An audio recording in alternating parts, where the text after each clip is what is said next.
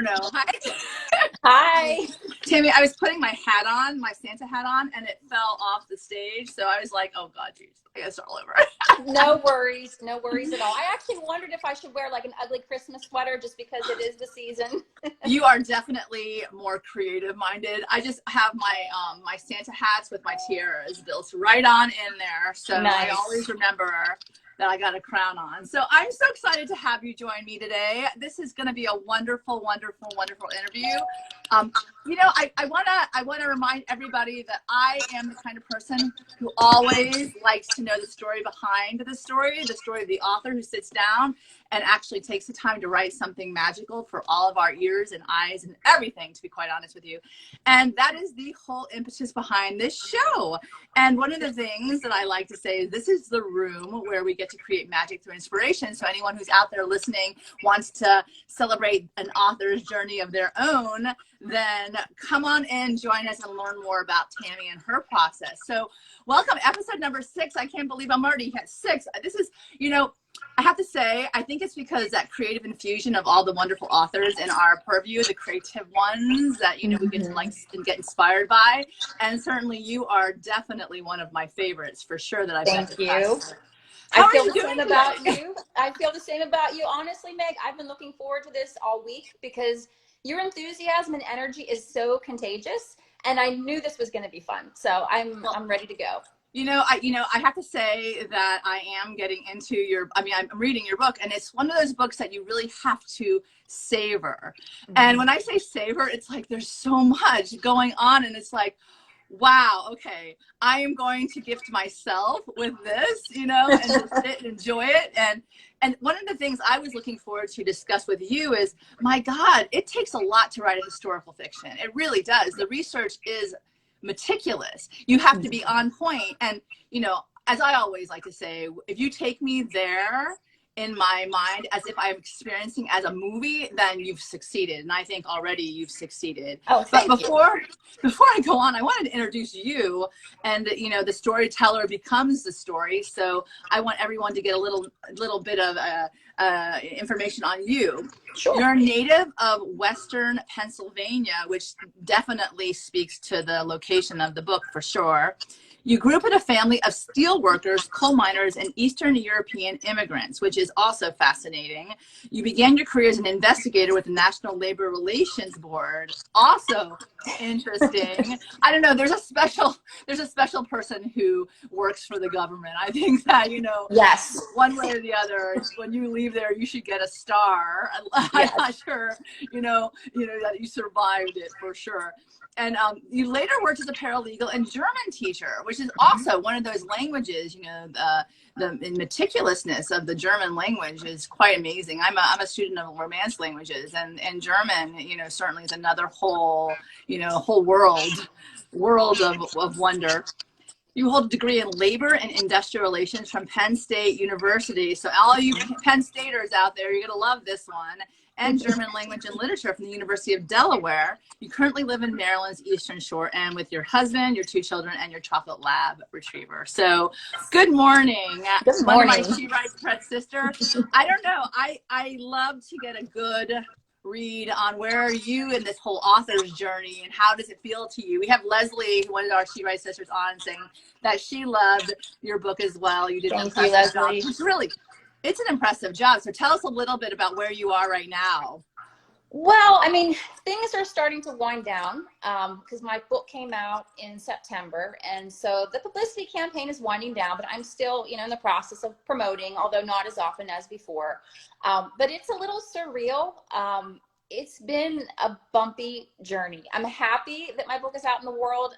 The reviews are phenomenal, so I cannot complain about that.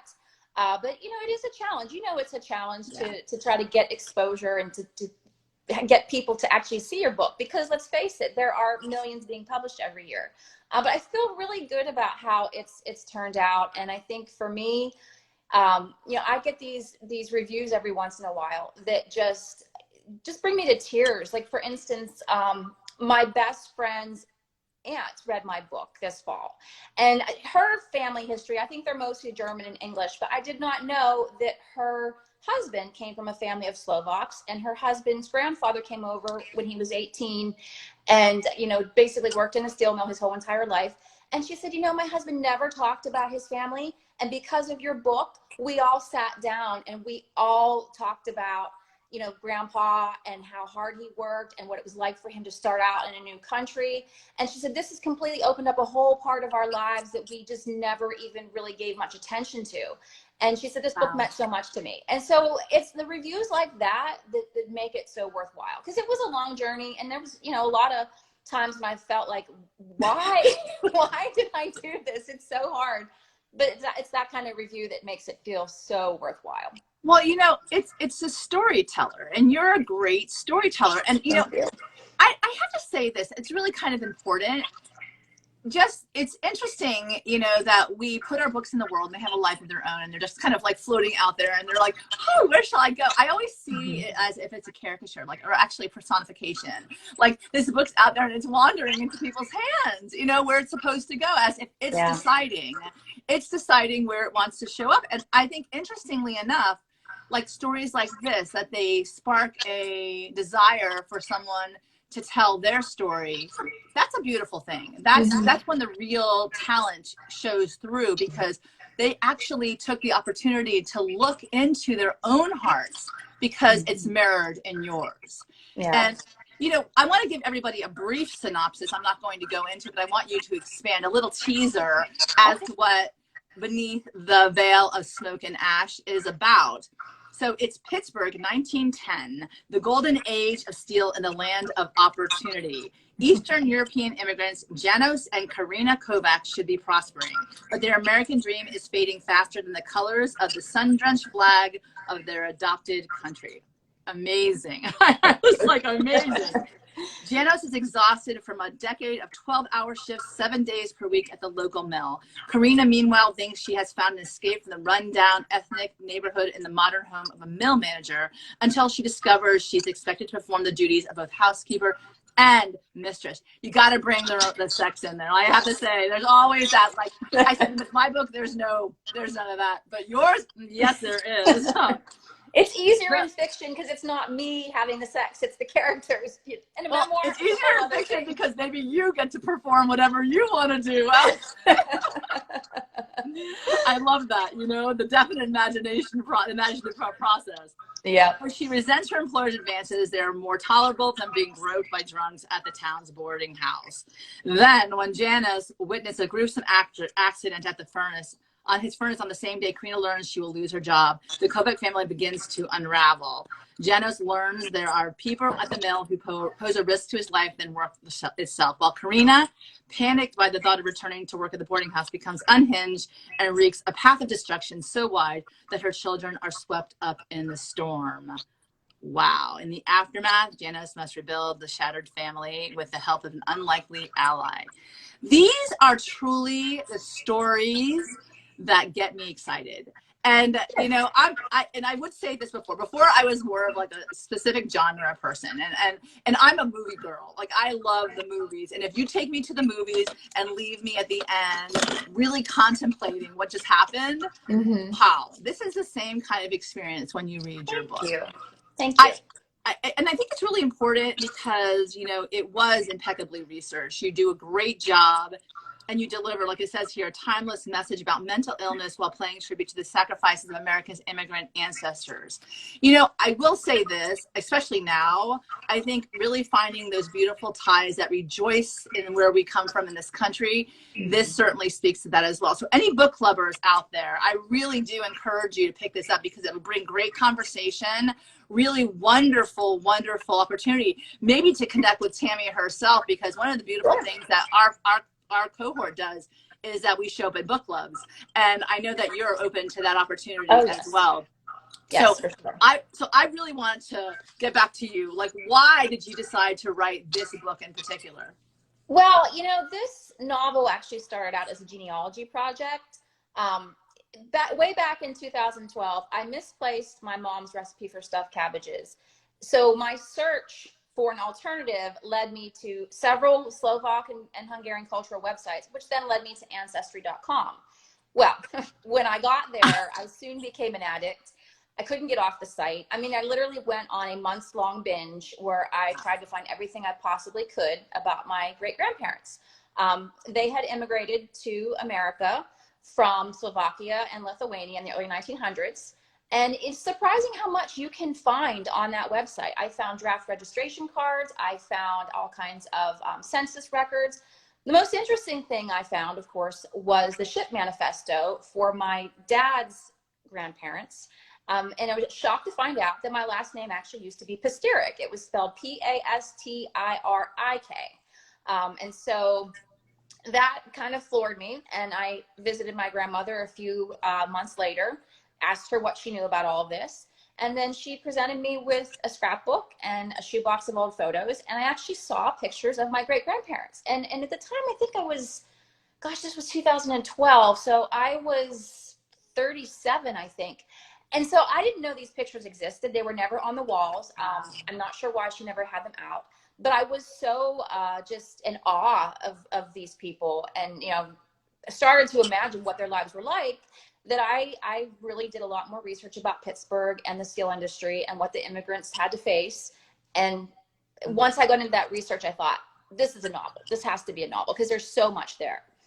I want to say, I love the fact that you basically had the opportunity to verify the facts with your grandmother. Because, because I'm playing an ancestry world because I am looking at my father's side of the family. And there's a lot of information, and sometimes you're not really sure whether it definitely aligns with your family. Sure. I wanted to, that's amazing that you are getting clarity and, affirmation from your grandmother. And then it opens up a whole other wonderful world. You have a friend here, Elizabeth, who's saying, hey, Tammy from California. So welcome, hey, Elizabeth. I wanted to ask you another question with regard to, once the story started to come to life. And I know a lot of authors feel this, but you start to dream about the story. What happened? Did you have any experiences like that? Well, I have to tell you, the story came to me very slowly over time. You know how some people are planners before they even begin their novel. Yeah. They sit down. Sometimes it takes weeks, sometimes months to plot and plan every single chapter. I didn't do that. I'm a pantser. I'm like Stephen King, where I just let it all come to me. And so I don't know that I necessarily had any dreams about the characters, but definitely there were times where things just happened by complete and total accident. And I don't want to give too much away, but there's a character in the book who I put at a dinner party, and I purposefully made her unattractive because I wanted to show that this one particular character didn't care about looks. As long as you had money, that was all that mattered. But then she ended up becoming such a huge part of the story, and there's a reason why she has some unattractive features, and I'm not going to bring that out, but the point is, though, it's amazing to me where these ideas came from. Yes. Some of them I kind of backed into, like with this particular character, I kind of made her appearance part of the story, what really kind of takes up a huge portion of the second part of the book. But it's just funny, like if I had sat down to try to plan this, I never would have had this much going on, because there's so much going on. I think it's just because I just kept adding and layering as I was writing. But it was fun. And I mean, honestly, I had such good experiences with this journey because I toured a coal mine with my father, who was a coal miner for 30 years. That's so cool. Yeah, with my mom and my kids. And then I took both of my kids to different historic sites around Pittsburgh. One of them was the Henry Clay Frick house. He was one of the steel magnates. We toured his house so I could understand, what a Victorian house looked like at that time period, what it was like to have a staff of servants. And then also my daughter and I rode the incline in Johnstown. And I think it's still the steepest incline in the world. So we had some cool little, adventures along the way. I will say this, one of the things that you're giving your children is a solid foundation from which their dreams can come true too, because one of the questions that I wanted to ask you is, did you always imagine yourself to be a published author? No. I mean, I will say this. When I was at Penn State, I had a human resources management class, and the professor asked us to, list 20 life goals for yourself. And I did list that as a goal, but not knowing what I would publish. Like, I guess at that time, because I thought I was probably going to be like, you know, a human resources manager, or maybe, you know, somebody who was like, you know, negotiating contracts for the union. That was what I thought I was going to do. So I thought, who knows, maybe I'll publish some articles. Never did I imagine it would be fiction. Not until like, and I went to study German, you know, years later. And that was where I really kind of got a good understanding of how to plot a novel, how to develop characters, how important setting is, and symbolism. Like, I was studying German, but the way you learn German, you know, you're speaking, or else you are reading novels and writing papers. And I wrote constantly, and granted it was in German, but it's still the same premise, that you have to understand how to critique a novel and how to analyze it.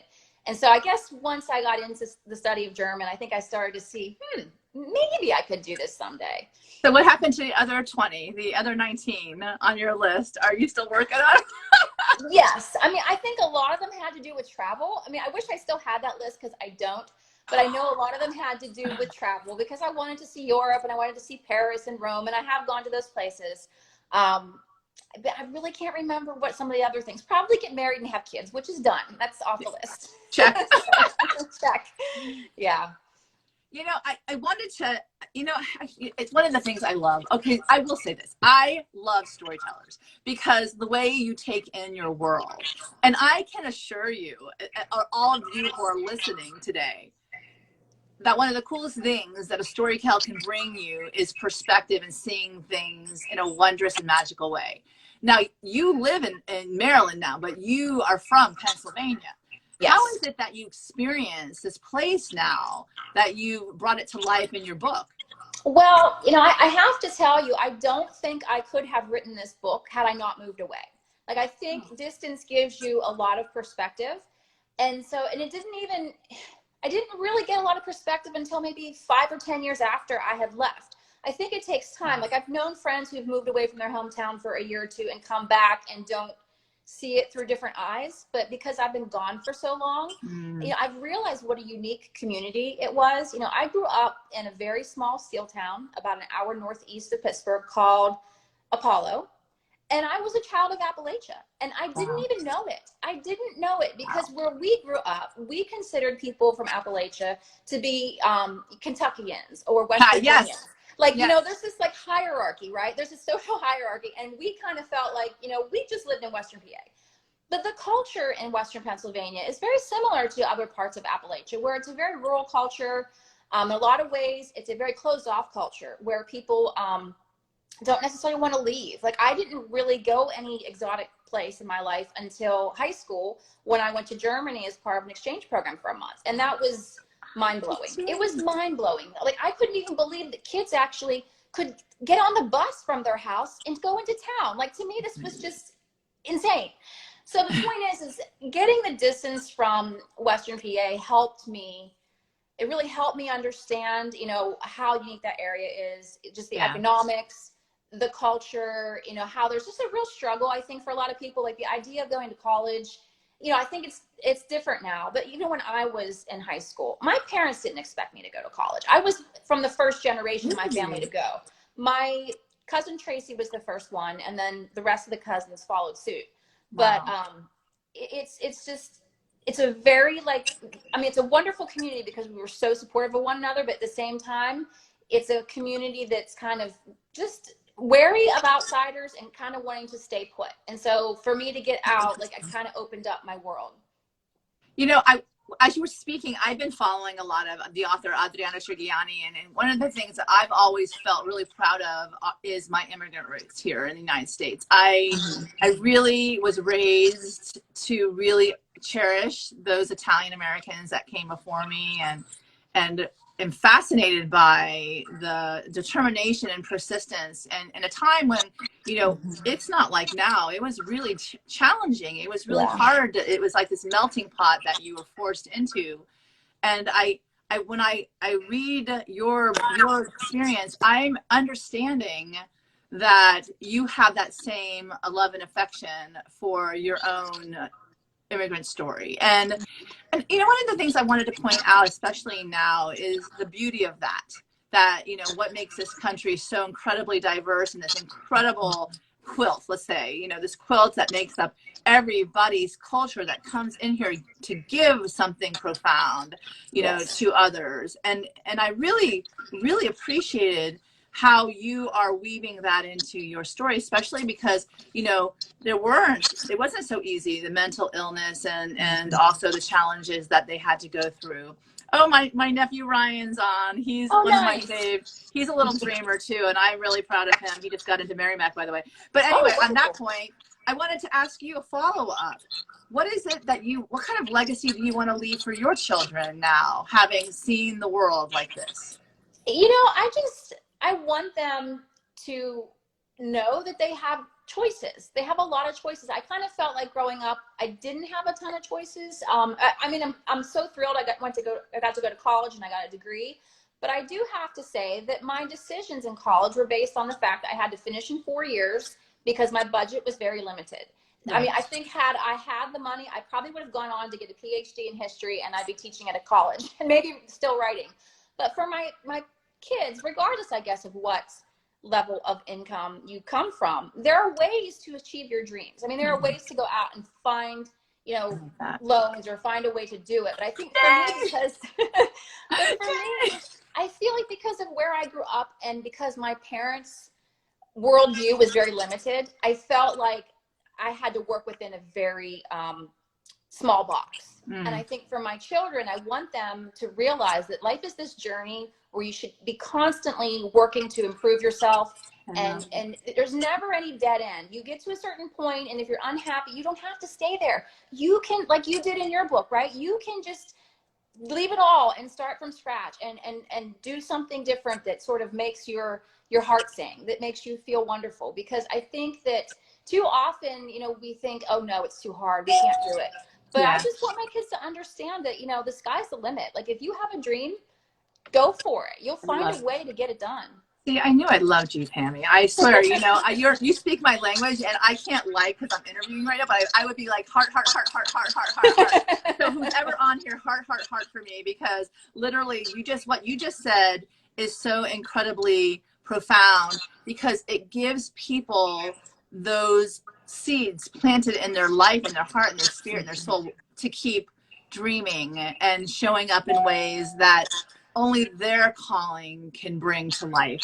And going back to you, I think, you know, this is a masterpiece, let's just say. And I know that it might be exhausting at the end of the day, because it's been a whole process. You had to do the writing, you had to sit your butt down and do the research, you had to do everything. And I want to point out that Lawrence Cullen, who's a dear friend of mine, says, great interview, sounds like an interesting read. And the reality is one of the things I want to share with whoever's listening is that these books should be read. This book should be read. It is something that will bring to life a whole world that maybe you might not even be aware of. So one of the things I wanted to ask you is, you know, what are some takeaways from creating this masterpiece that you're sitting on the other end? It's not over. It's just begun, Tammy. Sorry. Take a breather, honey. Take a breather. But the party is going to continue. So, you know, as long as your book is out in the world, it's a wonderful book. The party will continue. So keep your mind thinking that way for sure. But what are 3 takeaways that you can share with anyone who is wanting to write their story? You know, I think really what I have learned is to be flexible with this journey. Because when I sat down to write this novel, you know, I had an idea and I thought, oh, let's just experiment and go with it. But I didn't really look far enough ahead to see what the publishing industry looked like, how hard it was going to be.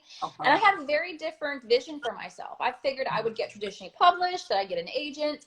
And it's tough. Like I queried for over 2 years and I could not get an agent, even though I came close very, very many times. But my point is that there are several ways to get published. There's not just one right way. And I think that, you know, I was happy, you know, with my experience with She Writes Press. It wasn't what I expected. I didn't think I was going to go with a hybrid publisher, but I'm so happy I did, because I really got a lot of input with the cover design process. You know, I'm obviously going to get more money at the end whenever the book, you know, starts to sell more. But I think being flexible is my best advice for authors, because you just don't know how this is going to work out. And I always tell people too, is that just be persistent, you know, because had I gotten discouraged by the 95 rejections I received, this book wouldn't be out there. Like literally, I got rejected 95 times over a course of 2 years. I would send my queries out in small batches of 10 to 12, so that if I got no bites, I knew, okay, I need to fix something. And I just kept revising my book. People would tell me, you need to do this, you need to do that. And I didn't listen to all of the advice, but some of the advice kept coming up over and over again. I thought, you know, we need to take a step back and change this a little bit. But I think it's just about being persistent, being open to critique, and being flexible. You just kind of have to like roll with it. Okay, so I'm going to say those out loud. Be persistent, open to critique, and be flexible. Those are great points today with regards to anyone who's looking to start this kind of journey, in the middle of this kind of journey, where we are in this part of our journey. And even at the end, when, you know, all of our dreams come true and the successes are laid out right in front of us. You know, this is more a point of my own personal interest in your life. And I know that, you know, to tell a story like this, certainly as a fiction, may separate you a little bit from it. But what is it that you wanted most from this experience, personally and professionally, if you want to get into that? But as far as those personal things that we all look for, as far as that elevating our growth or moving to the next step in our lives. Yeah. You know, I think that in a lot of ways, you know, I sat on the sidelines for a very long time as a stay-at-home mom. You know, I stopped working, you know, I guess it was 2004, right before I had my son. And I think for a lot of years, you know, I would go to dinner parties with my husband, work parties, and people would ask me, what do you do? And I'd say, oh, I stay at home with my kids. And immediately I could just see a change in the attitudes that people had towards me. And honestly, I think staying at home with your children is one of the toughest jobs in the world. Oh, but God, there was definitely a part of me that like wanted some recognition for my intellect, and kind of felt like there's more to me than just being a mom. And it wasn't just even about what the rest of the world was saying and how they viewed me. For myself, there was a part of me that wanted to get back to a lot of the things that I enjoyed. And books and learning and history were some of those things. And so when I stumbled upon this genealogy project and thought, okay, this could be a novel, I thought, you know, maybe this is my next step. Because I wanted to have control over my work life. Like I knew at some point I was going to be going back to work, didn't know what that was going to look like, and wanted to have, you know, some say over how my day would go. And now that I'm in this, I kind of feel like this is where I should have been all along. Like I've had all these different careers where I worked for the government, I taught German, but you know, in high school I was the editor of my yearbook, and I did a ton of writing. You know, was overseeing layouts, and I loved the publishing process. I loved it. And there was a time I thought, well, maybe I should go into publishing. And then somebody said, yeah, but all those jobs are in New York City. Do you want to live in New York City? It's like, well, I don't know. So the point is that I feel like I've finally found my calling. Like I have finally arrived at the place where I was supposed to be. That's so exciting. That's so exciting. Yeah. You know, and I laugh because, you know, people now might be a different response than it was before because of COVID. Everybody's doing everything through Zoom. So publish away wherever you want to. But if that's your passion, you could like do it, I think, wherever. But I love what you just said. I love what you just said. And, you know, it's so funny because when I stepped away from my career as a lawyer, you know, it's like, well, who am I now? I go, oh my God, I'm so much better. There's so much more interesting about me. Certainly you have skills, mad skills, by the way, after raising two kids that, you know, you can bring into as far as having lived that life. And I think that's really important because the best writers are those who live it. And maybe through research, you are bringing yourself into this book. You can't keep it apart. There's no way. We have Susan Francis Morris who's here saying hi as well, Suzanne. But, you know, the reality is that, you know, what's another person's opinion anyway? Literally, you know, you have what you came to do and you finished and accomplished. Wow. My dad will often say the difference between you and someone who talks about writing is that you sat down and you did it. And not only did you do it, but you did it to the extent that is one of the highest caliber books that someone was going to read today. So thank you. No, that's amazing. That's amazing. That should be like celebrated, really celebrated, especially during the awe-inspiring months of Magic and Miracle in December. And I would encourage anyone who's looking for a fantastic story that will open your mind and your perspective to go out and get your book today. Let me ask you something. Where can people buy your book, Tammy? So it is available pretty much wherever books are sold. Amazon, you can go to bookshop.org, IndieBound, Barnes & Noble. Doubt that they're actually on the shelves, but if you have a local bookstore that you absolutely love, just call them up. They can easily order it because we have traditional distribution. So any bookstore can order it for you if they don't have it in stock. Are you looking to do a book launch, like go around the country with your, I know you've been in Penn State for sure. Yes, so I was in Penn State. I was also in Pittsburgh a few weeks ago at a local bookstore. I feel like I want to try to hit Johnstown, Pennsylvania, which is in central PA, as well as perhaps the Lehigh Valley, which is north of Philadelphia, because that's also a coal mining region. And there were a lot of immigrants in that area in the early 1900s. So I'm looking to try to add some events in those areas over the next few months. But December is kind of like the month where I've just been like, I just need to like get the holidays, taken care of. And, you still have kids. You have young kids. So it's like, yeah, you still have that. It's like life doesn't stop when you're trying to market your book or publish. That's right. It keeps going and you're just like holding on, like, help me. I know. And my kids are active. This fall, my son played baseball and soccer and my daughter played soccer. And then in the midst of it all, like we had to apply for high school for her. So like this fall, I literally was this close to losing my mind. Like I couldn't keep up. Yeah. Well, you're still with us, which is a great thing. That is true. I'm a little battered and bruised. I'm in need of a massage is what I really need. Oh, that's a start, but definitely if we're being honest, it's not for the weak of heart. This is a dream, but all of our dreams only come true with what you said: determination, persistence, flexibility, and open to criticism. So I love that you said those three things. I would love to congratulate you for writing your story right now. I think that we all benefit.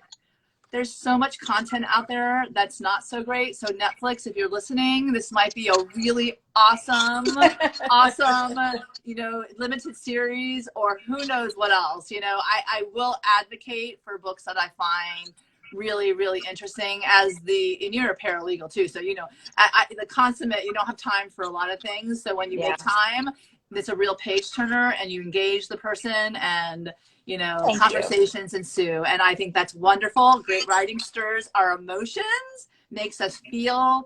And those authors who are vulnerable like yourself, to the extent that they're changing the world, you're making a difference. It's certainly bringing this immigrant story to life. What is your takeaway that you want your readers to take away after they read your book? I think first and foremost, I wanted to shed light on a period of history that's often overlooked. I don't think enough time is given to the immigrant experience and exactly how harsh, the coal mines, and not just the coal mines and the steel mills, but factories and the textile industry. People in New York City, were locked in buildings, a lot of times in the early 1900s, and there were horrible accidents as a result. But definitely, I want people to learn about what kind of contributions immigrants made to this country. And I also want people to have more empathy, because I think within this book are these two major themes about immigration and mental health or mental illness. And I think oftentimes people are so quick to judge immigrants, and there's a lot of anti-immigration sentiment out there. And I think that people need to be reminded that they're most likely their great-grandparents or great-great-grandparents were immigrants too. And we need to remember what they gave to this country. And it's no different than the guys, who I see sometimes, like sometimes we have workers here who are of Hispanic descent, phenomenal people who I love talking to. And so I think we need to be empathetic towards immigrants as well as people who suffer from mental illness, because mental illnesses are often misunderstood. And it's the silent malady. Nobody sees it. And people are sometimes just trying to get through the day and you don't really know what's happening inside. And let me tell you, having had my own, fun time with that wonderful dysfunction, I have a ton of empathy for sure. So on this final note, where's my hat? I fell on the ground. So I brought my tiara, my Santa tiara. Your Santa tiara. I know, I had to, guys. I love it. It's a little crooked, but hey, crooked away, it right? Looks good. I want to wish everyone happy holidays. This is my December episode of Amazing Authors. Tammy, you are an amazing author. Please go out and support her. As you are as well, Meg. And look, I have my book here too. People need to go read this. This is an awesome book. You know, I don't book about grief and transformation. Oh my God. So yes, I do have her. This is her book, Beneath the Veil of Smoke and Ash. Go out and get it today. You guys are going to thank me, especially book clubbers out there. You want great conversations. And Tammy, where can they contact you for book club opportunities? Oh, just go to my website. It's www.tammypasterick.com. Okay, perfect. So you got that, everybody? Want me to spell it out? Yes, please do. Sure. It's www.tammypasterick.com. Okay, there you go, you guys. And if you want her to, enlighten your own group of magical readers or those who are looking to be magical authors, invite her on. She's awesome. You're going to love it. Yep. And, oh, look, your book. So Elizabeth's book club is discussing your book this week. So there you go. Yes. Wonderful. You guys, thank you so much for joining me, Tammy. I appreciate everyone who's joined us today for this wonderful, amazing author. I really, really, really do. I am a big fan of authors. It's behind the book. And if I love the author, I'm going to even more so love the book, because authors are the ones that are going to change the world, bring empathy, and certainly a perspective that will take you out of where you are into a world that you never knew. So thank you, my friend. Thank you. It's been wonderful talking to you. I had to go over because there's so much more to talk about today, but I adore you. You're wonderful. Go get her book, Beneath the Veil of Smoke and Ash. It's wonderful. Look at that cover. It's just stunning, stunning, stunning. I do love that cover, yeah. It's gorgeous. It really is. And learn a little bit about Pennsylvania at a time where, lots of things were going on. We have a lot to be grateful for where we are today, and certainly reading the stories of others, it'll help you be grateful. So, Tammy, final word, anything you want to share with us before we go? This was so much fun, Meg. I enjoyed every minute of this. And like I said, your enthusiasm is contagious. Like, people can't help but getting in a good mood when they talk to you. So, thank you, Tammy. This has been amazing. So if you were to ask me what's on my top 20, and when I would have said, put me in a room with creatives and my bliss will start to come to life. And you are in that circle, which I am profoundly grateful for. So I hope all of you celebrate the holidays, experiencing all your dreams come true. Make those wishes, keep dreaming, keep walking toward that. And we'll see you guys next month. So with that, goodbye, everybody. Bye. Thank you, Meg.